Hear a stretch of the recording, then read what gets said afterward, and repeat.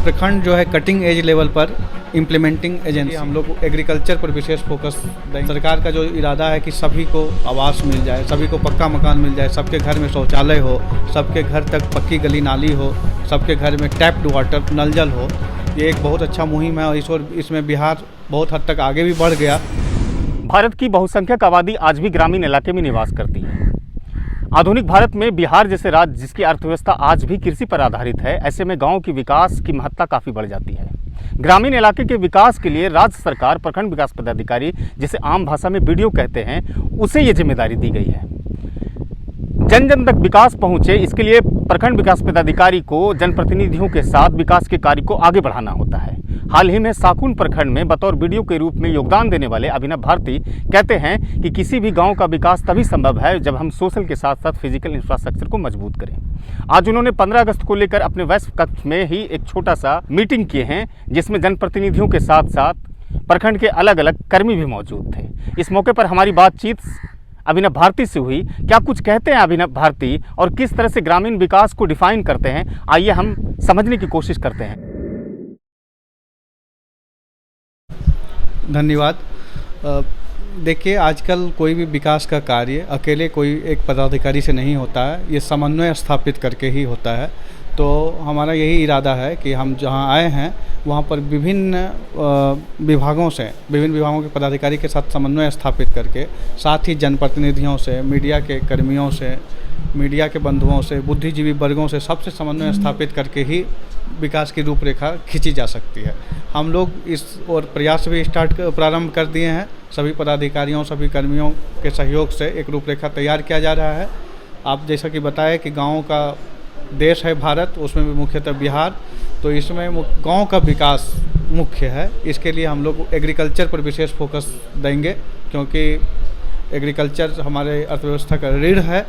इसके लिए प्रखंड कृषि पदाधिकारी के साथ एक बैठक की गई है, उनका कृषि समन्वयक प्लस किसान सलाहकारों के साथ भी बैठक किया गया है। इसके साथ ही अन्य पदाधिकारियों के साथ बैठक चल रहा है और एक रूपरेखा तैयार हो रहा है। खास तौर से इंदिरा आवास को लेकर के या फिर सामाजिक सुरक्षा को लेकर के या फिर और जो तरह की योजनाएं हैं वो उन तक पहुंचे। जैसे बिहार सरकार ने स्वच्छता मिशन के तहत प्रोत्साहन राशि के रूप में शौचालय के लिए भी कुछ राशि देती है।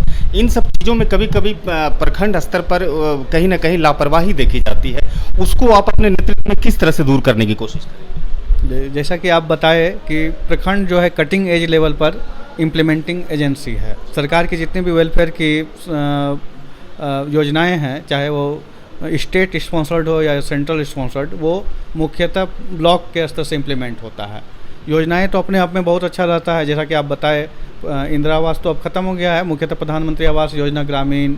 सरकार का जो इरादा है कि सभी को आवास मिल जाए, सभी को पक्का मकान मिल जाए, सबके घर में शौचालय हो, सबके घर तक पक्की गली नाली हो, सबके घर में टैप्ड वाटर नल जल हो। ये एक बहुत अच्छा मुहिम है और इसमें बिहार बहुत हद तक आगे भी बढ़ गया। तो इसमें जहाँ भी इम्प्लीमेंटिंग में लैक हम लोग देख रहे हैं, वो ग्रास रूट लेवल पर हम जनप्रतिनिधियों से भी सहयोग ले रहे हैं और हम ग्रीवांस रिड्रेसल के लिए एक अलग से पंजी यहाँ पर बनाए हैं। मतलब जहाँ से भी शिकायत आ रहा है उसका क्विक ग्रीवांस रिड्रेसल करेंगे। इसके लिए हम लोग टेक्निकल असिस्टेंट प्लस बीपीआरओ को मिल करके, अगर जो 7 निश्चय की योजनाएं हैं उसमें तकनीकी सहायक प्लस प्रखंड पंचायती राज पदाधिकारी और पंचायत सचिव का एक टीम है जो कि जा करके देखेंगे कि कोई शिकायत जैसे प्राप्त होता है कि नल जल में यहाँ पर नल नहीं, पानी नहीं चल रहा है, तो वहाँ पर हमारे तकनीकी सहायक और पंचायत सचिव पंचायती राज पदाधिकारी जाएंगे और क्विक डिस्पोजल करेंगे। इसी प्रकार शौचालय में मोटिवेटर्स का टीम है। अगर किसी पंचायत में शौचालय से संबंधित कुछ शिकायत आता है तो मोटिवेटर्स को हम लोग भेजते हैं। इसी प्रकार ग्रामीण आवास में ग्रामीण आवास सहायक का नया टीम है, तो जैसे ही शिकायत आता है उसका रिड्रेसल के लिए हम लोग तुरंत सहायक को भेजते हैं और पर्यवेक्षक से इसका सुपरविजन करवाते हैं। एक और सवाल सर, अभी चूँकि 15 अगस्त की तैयारी आपने अभी बैठक की है, उसकी क्या रूपरेखा है? चूँकि बहुत सारे साकुन के लोग जो जनप्रतिनिधि के साथ साथ जो जागरूक लोग हैं, समाजसेवी लोग, वो जानना चाहते हैं कि 15 अगस्त में प्रखंड विकास पदाधिकारी के द्वारा क्या तैयारियाँ की गई? 15 अगस्त आप जैसा कि जानते हैं राष्ट्रीय पर्व है, बहुत ही हर्षोल्लास और बहुत जोश के साथ मनाया जाता है। लेकिन वैश्विक महामारी कोविड के परिप्रेक्ष्य में हम लोग सोशल डिस्टेंसिंग और ज़्यादा भीड़ नहीं लगाना, कोई उस प्रकार से सांस्कृतिक कार्यक्रम नहीं करना, इन सबको ध्यान में रखते हुए, लेकिन हर्ष और उल्लास में कोई कमी नहीं हो, उसी जोश और खरोश के साथ मनाया जाए। लेकिन वैश्विक महामारी कोविड-19 के परिप्रेक्ष्य में जो सोशल डिस्टेंसिंग सेल्फ सैनिटाइजेशंस और ये सब का प्रावधान है, उसको हम लोग मद्देनज़र रखते हुए ही आगे का कार्यक्रम सोच रहे हैं। इस प्रखंड पर विशेष रूप से क्या फोकस रहेगा विकास की योजनाओं को लेकर? इस प्रखंड में सबसे पहले जो हम कमी देख रहे हैं, महसूस कर रहे हैं, प्रखंड में इंफ्रास्ट्रक्चर का, फिजिकल इंफ्रास्ट्रक्चर का कमी है। बिल्डिंग्स आप जैसा कि देख रहे हैं कि पूरा ध्वस्त है, कभी भी कुछ गिर सकता है। हमारा चैम्बर ही खुद आप देख रहे हैं, वहाँ पर जो बैठे हुए हैं पदाधिकारी, कब वहाँ से ऊपर से गिर जाएगा, चोट लग जाएगा उनको। हम अपने ग्रामीण विकास विभाग को भी इस बारे में, जिलाधिकारी महोदय को भी पत्राचार कर रहे हैं और साथ ही कोशिश करेंगे हमारा जो ब्लॉक हेडक्वार्टर में इंफ्रास्ट्रक्चर है वो मजबूत हो, साथ ही हमारा सोशल इंफ्रास्ट्रक्चर भी हमको देखना पड़ेगा।